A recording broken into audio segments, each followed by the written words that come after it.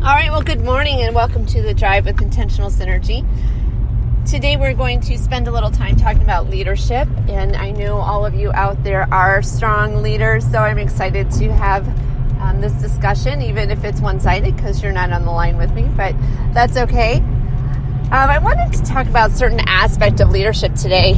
I have the opportunity to do some consulting in the educational field, and right now I'm working on a consulting job, and it's a recurring consultant position, so I'm there weekly, and I have the opportunity to observe leaders, doing their thing and leading teams and leading schools and honestly leading districts. So I feel very blessed and fortunate to be able to do that. It's interesting to see the different leadership styles. I have some leaders who are extremely hands-off, right? They're a very hands-off approach. If you need something, you come to me. I'm going to trust you're doing your job until I hear otherwise. Then we have some leaders who are kind of in the middle of, I've got my toe dipped in everything, but, I have good staff. They work hard. They know their stuff. So I'm going to not try to control what they're doing, but I want to know what's happening in my building or in my district. I want to know what's happening, but I trust that they're going to do it right. And then you have the third kind of leader. You have the control freak leader. And that's the leader who wants to hold on to everything, right? They want to know, when the lunch menu changes. They want to know when Sammy didn't go outside and why. They want to know why Teacher Smith was out sick today. Like, they want to know everything. And although as a leader, you have to have your pulse on the operation, right? Because you are leading a school of, a large quantity of children and educators and therapists and possibly other administrators. You need to know what's going on, right? Like, that's your job. You need to make sure that ship is running tip-top and nothing is falling by the wayside. But when you are a leader, part of being a leader is being able to help your employees, help your staff rise to the next level, right? That is really one of the critical components of being a solid leader, whether it be education or the corporate world or whatever it may be, a medical field, whatever it is. Your critical job of being a leader is in ensuring that you have developed staff to a level that you can hand things off to them and they can run with it. Right? Because there is no humanly possible way that as a leader of a large school or a large corporation or any large organization, even a small organization, there's no way you can do everything from answering the phones to mopping the floors to scrubbing walls to filling out paperwork to being accountable to your stakeholders. There's no possible way to do it all and do it all well. And that's the key. Maybe you can kill yourself by working 80, 90 hours a week and get it done, but will it be done well? And not only will it be done well, but what satisfaction will your employees have in their job? This one particular place that I worked had just a staff that was very lukewarm. They never really stepped up to the plate to get things done. They never really took initiative to move forward in projects. Everything had to be it had to hold their hand for every step of the way. And as a leader who's not that type of person, who's not the type of person to control everything, it was extremely frustrating to me. And what I realized is that, things trickle down, right? Top down. That top dog leader was somebody who was a control freak, who had to control everything.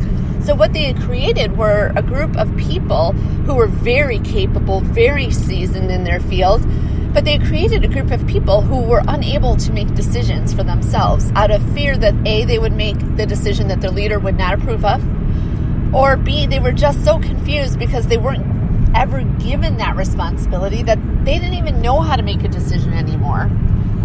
So as leaders, it's our jobs, it's our responsibility to go in, find our employees, find those employees that we can, work to lift up easily and lift them up and give them responsibility. Then it's further our responsibility to find those employees, those staff members that perhaps are a little bit not as easy to lift up, and really give it our all with them, right? Let's help them learn to be better, because I truly believe that no staff member or employee should walk out our doors who are not better than when they walked in. And I believe that as leaders of organizations, it is our job to do that. So how do we do that, right? Like, how do we relinquish control of things that are so very important? Well, first of all, I think that we have to assess our staff, right? When we look at the group of people that are helping to run our organization, there's always those rising stars or those shining stars that, are just on it, right? They're at work on time. They always meet their deadlines. Their work is quality work. When they submit it to you to be checked, you don't have to go back and fix 100 things. And if there is something wrong, they can justify why it's wrong because they knew that they were doing what they were doing, right? It's those characteristics and qualities of someone who does a fine job. Those are the people that you can relinquish some of your control to, right? Those are the people that you can say, okay, here are all of the things that I do on a daily basis. This one I could ask Mary to do because Mary is on it. Mary's got it. I never have to question Mary. So let's give that one to her, right? And you can go through your list of responsibilities along with your list of staff and begin to dole out some of these responsibilities that you don't necessarily have to do yourself. You just need done, right? And then look at your staff. Who did you not delegate something to? Look at each person and ask yourself why. Where is their weakness? Is it their punctuality? Is it you can't depend on them to make an 8 o'clock meeting, so you can't give them that task? Why not have a conversation with them? Perhaps they have childcare issues, right? Maybe it's a single mom and she can't get to work at 8 o'clock because her sitter is always late. So what could you do to help with that? Or does that give you a different understanding of Mary? Could Mary work, say, 8:30 until 4:30 instead of 8 to 4? Is that an option? Could you be flexible with her schedule because of her situation? I don't know. That's something to think about. But looking at each employee and the qualities that they do have, because somebody hired them. If it wasn't you, someone else saw something in them that was good. So look at those employees and figure out what about them, what qualities do they have that you could tap into to give them more responsibility. No one wants to work at a job where they don't feel important. People might complain about the level of responsibility they have. I don't get paid enough, blah, blah, blah. But let those people work for a place where they have no responsibility, and they will be miserable because no one wants to feel that they lack importance. We all have the basic desire to feel connected and to feel important and valuable. So look at that list, find out who you can tap into, and give them some responsibilities that match their skill set, right? Once they're doing great with those, you can lift them higher. But you have to start where every person is, right? You can't give someone who doesn't know how to work in Excel, Microsoft Excel, you can't give them your quarterly reporting, right? Because that's a skill that's way above their skill set. It's just going to be frustrating to you, and it's going to be frustrating to them, and not going to have, the outcome you're looking for. But maybe that person is really skilled with communicating. Maybe they have a great ability to type a message, or maybe they've got a skill at writing a story. So maybe you can dole out an article in the company newsletter to that person, right?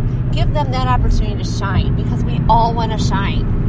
And what happens is when you as a leader find those opportunities, your morale begins to change, right? People begin to feel important. They begin to want to do better. They begin to want to improve themselves. And then the bottom line is that your bottom line is better. If you're in a school, that means that people are giving everything they've got to kids, and that's what we want in our schools, right? It means that people are taking initiative to start new projects to support children. It means that people are willing to give up their lunch hour to have lunch with a kid who needs it. because they're feeling good about themselves and they know that they're important. Right? If you're in a corporation, that means that customer service rep is going to give an extra thank you to the customer, which in the end is going to make that customer want to come back to you. If you're in a doctor's office, that means a simple "how are you today" that's genuine, coming out of the mouths of a satisfied employee, is going to go far. So leaders, you have the ability to incite great change in your organization. And really, it's up to you to decide what you do with that. So I recommend today you go out and pick up a book called The 5 Languages of the Workplace, and it is fabulous. It will help you to learn to hear what your employees want and how they feel appreciated. It's by the same group that wrote 5 Languages of Love, or 5 Love Languages. I will actually tag the link to the book in my bio so that you can easily go get the book. But it's really fabulous, and I never thought about that. So many times we'll, as leaders, do a blank statement of appreciation, like we'll cater lunch to everybody, and we wonder why some people aren't appreciative. Like, I've literally heard administrators or principals say, "I brought them all lunch and they're still not happy." Well, the reason they're not happy is because not everyone feels appreciation in the same way. So learning your employees and learning how they feel appreciated, like, is, Joey appreciated by lunch, but Mary wants to just to sit down and have a chat with you. Or maybe Susie would love, an hour off, or, whatever it is, everyone feels appreciation differently. So it was a really insightful book, and I think it'll go a long way in beginning to understand your employees and what they're capable of, to allow you to be the type of leader who lifts their employees up and brings them to the next level. All right, have a great day, everyone. It's going to be beautiful here in the city of Chicago.